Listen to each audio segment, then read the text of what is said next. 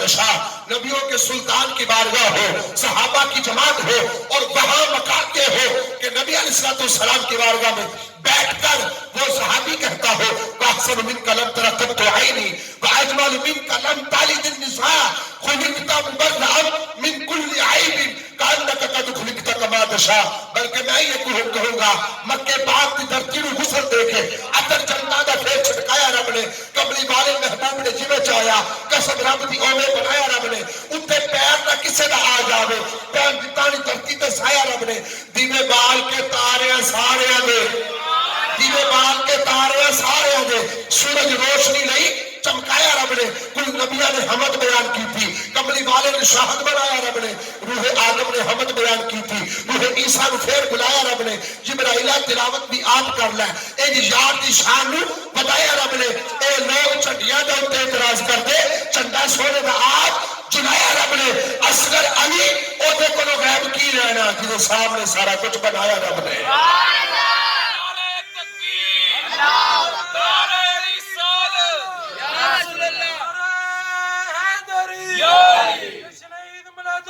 زندہ اللہ اکبر۔ عزیز محترم کرم، اس سے پہلے بات میں اس طرف بھی لے کے جا سکتا ہوں جو میرا موضوع ہے، جو میں نے آیا مقدسہ تلاوت کی ہے، اس کی طرف چلتے ہیں۔ رب العالمین نے ارشاد فرمایا بابا جادا کا ضالن فہدا، محبوب ہم نے آپ کو رفتہ رفتہ دیکھا۔ سبحان اللہ۔ توجہ، کسی نے ترجمہ کسی طریقے سے کیا، اس نے اپنی عقل کے مطابق کیا، لیکن اعلیٰ حضرت عظیم المرتبت الشاہ احمد رضا خان فاضل بریلوی رحمت اللہ علیہ، آپ نے جس انداز سے اس آیت مقدسہ کا ترجمہ کیا ہے کمال کر دیا۔ آپ نے فرمایا محبوب، اللہ فرما رہا ہے محبوب ہم نے آپ کو رفتہ رفتہ دیکھا، بس جلدی سے آپ پر کرم فرما دیا۔ رفتہ رفتہ دیکھا تو آپ پر کرم فرما دیا۔ اللہ اکبر۔ اب کرم فرمانے کے اندر وہ باتیں ہیں جو انسانی عقل نہیں سمجھ سکتی، اللہ تعالیٰ نے غیب کے خزانوں سے اپنے محبوب کو عطا فرمایا۔ لیکن جو اس کے اندر لفظ دوال ہے نا، دوالن، دواد ہے، سواد کے بعد جو دواد آتا ہے جس کو بعض لوگ زواد بھی پڑھتے ہیں، جی دوال، دوال جو لفظ ہے نا وہ بڑا توجہ طلب لفظ ہے۔ بابا جادا کا دوالن فہدا، بڑی توجہ، یہ اس دوال پر میری گفتگو ہے۔ کسی نے ترجمہ یہ کیا دوالن فہدا کہ بھئی اے محمد عربی صلی اللہ علیہ وسلم ہم نے آپ کو معاذ اللہ گمراہ پایا تو ہدایت دے دی۔ نبی بھی گمراہ ہوتے ہیں، توجہ ہے، جو سکھانے والا ہے وہ تو سکھانے کے لیے آتا ہے، وہ گمراہ ہونے کے لیے نہیں آتا، وہ تو سکھانے کے لیے آتا ہے۔ تو کسی نے جب دوال کا ترجمہ یہ کیا نا تو پھر علماء حق نے یہ تفاسیر ذکر کی جو میں آپ کے سامنے ذکر کرنا چاہتا ہوں، بڑی توجہ سے بات ہوگی انشاءاللہ۔ بابا جادا کا دوالن فہدا، بابا جادا کا دوالن فہدا کے تحت جو دوال ہے نا، چونکہ قرآن عربیوں میں آیا، قرآن عربیوں میں آیا اور قرآن کو سیکھنے والے سب سے پہلے عربی لوگ تھے۔ دیکھنا یہ ہے کہ وہ عربی لوگ جو ہیں وہ دوال کو کیا کہتے ہیں، دوال کو کیا کہتے ہیں، دوال زبر الف دوال لام دوال، اس کو وہ کیا کہتے ہیں۔ ہم تو اجمی ہیں نا، ہم عربی تو نہیں جانتے، وہ جو سیکھے گا وہی عربی سیکھے گا، عربی پڑھے گا، لیکن وہ جو مادری زبان میں عربی ہے ان سے پوچھتے ہیں کہ دوال کس کو کہتے ہیں، کہ جس کے مطابق ہم یہ بات ذکر کریں تو لسان العرب میں لغت کی کتابوں میں جو لفظ دوال ہے نا وہ پتہ کس کو بولا گیا ہے، پرانا زمانہ ریگستان علاقہ، توجہ ہے، میں توجہ دا طالبہ بس، پرانا ریگستان علاقہ، زمانہ پرانا، جب عرب کے علاقے میں کسی دور دراز علاقے میں ایک دو رہائش ہوا کرتی تھی، ٹھیک ہے، اور بعض کا تو ایسے ہوتا کہ سینکڑوں میل چلنا پڑتا پیدل تو کوئی رہائشی نظر نہ آتی۔ یہ پرانے زمانے کی بات، چونکہ جب کا قرآن نازل ہوا بات تو ہم نے تب سے شروع کرنی ہے،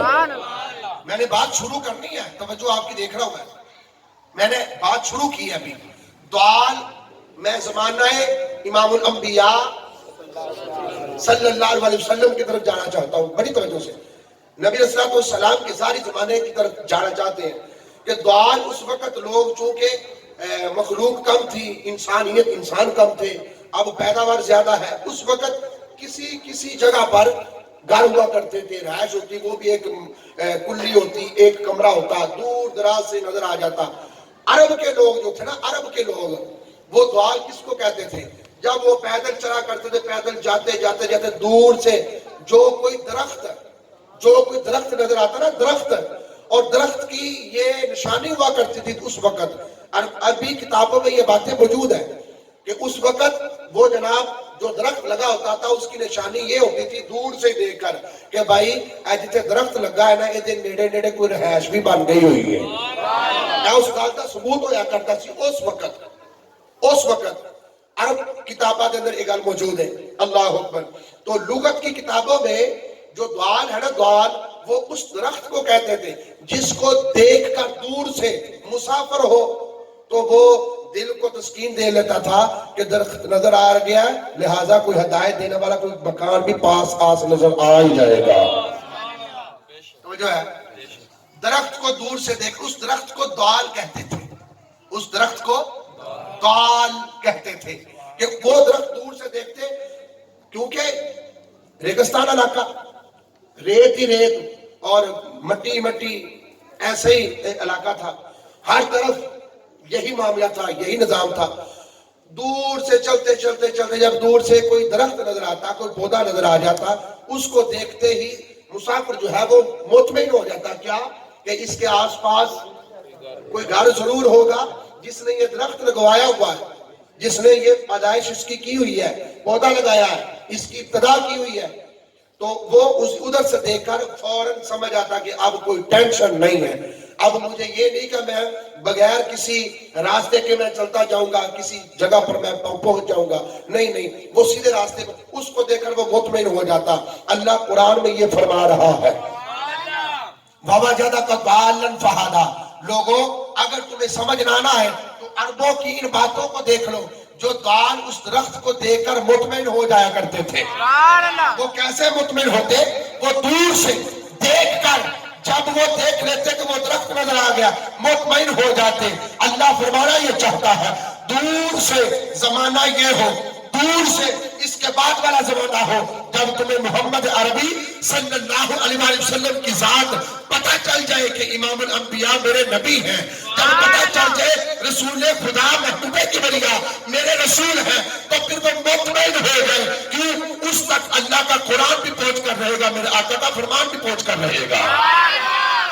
اس کو قرآن بھی مل کر رہے گا، میرے آقا کا فرمان بھی مل کر رہے گا، رہتی دنیا تک جیسے بھی گئے گزرے دور میں نے آپ نے آنکھ کھولی ہوئی ہے، قرآن بھی کارگر میں موجود ہے، میرے آقا کا فرمان بھی کارگر میں موجود ہے۔ اس کا مطلب یہ ہے کہ اگر اندھیرا تھا تو اندھیرا پہلے تھا، اگر کوئی ظلمت تھی تو وہ پہلے تھی، آج نور بھی ہے، آج نور کا اجالا بھی ہے، قرآن بھی ہے، صاحب قرآن کا فرمان بھی ہے، اسی طرح شریعت اسلامیہ کے احکام بھی لاگو ہیں، نازل ہو چکے، مکمل بھی ہو چکے، قرآن بھی آ چکا، قرآن کی ترجمہ بھی ہو گیا، قرآن کے تفاسیر بھی آ گئے۔ آپ رہتی دنیا تک کوئی بھی انسان پیدا ہوگا وہ یہ نہیں کہہ سکے گا میں اپنے رب سے کیا ہوں، وہ یہ نہیں کہہ سکے گا میں اپنے نبی سے کیا ہوں۔ اللہ اکبر۔ اللہ نے اپنے نبی کے معجزے کو ظاہر کچھ اس طرح فرمایا، قرآن بھی زندہ ہے، تیرے میرے نبی کا فرمان بھی زندہ ہے۔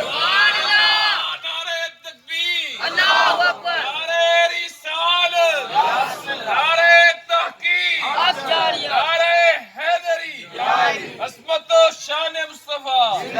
مقام مصطفیٰ، جشن میلاد النبی۔ اللہ اکبر۔ تو شاعر اپنے انداز میں لکھتا ہے جب اندھیرا نہیں تھا تو نور آ گیا، اندھیرا ختم ہو گیا، میرے آقا کے آنے سے اندھیرا تو ختم ہو گیا نا، نور آ گیا، تو اسی وجہ سے ظلمت ختم ہو گئی، اب اللہ کے فضل سے قرآن کا علم آ گیا۔ وہ اپنے انداز میں لکھتا ہے، وہ کہتا ہے میرے ازلی چمکے آتے غائب ہے میرا ہو گیا، میرے ازلی چمکے آتے غائب ہے میرا ہو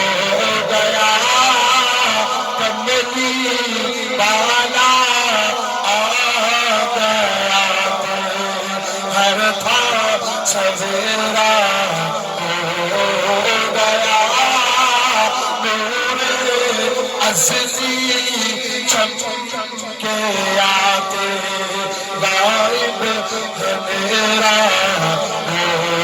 ہو گیا کملی بالا آ گیا ہر تھا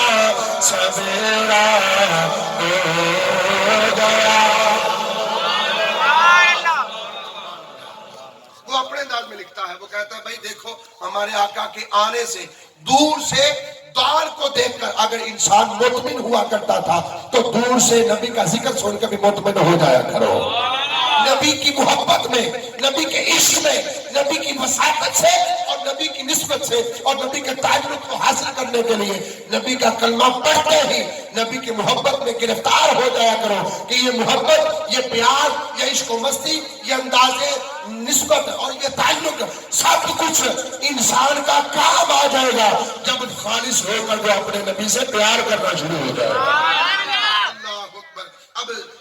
جو لسان العرب کے اندر یہ بات ہے وہ اسی کے مطابق ہے کہ امام قرطبی نے لکھا ہے,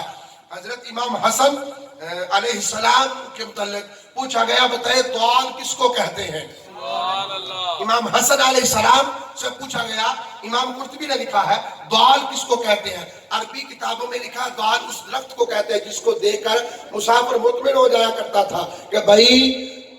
ضرور مجھے کوئی نہ کوئی ہدایت دینے والا وہاں ہوگا کہ رستہ تیرا ادھر ہے کہ ادھر ہے. تو اب امام حسن علیہ السلام سے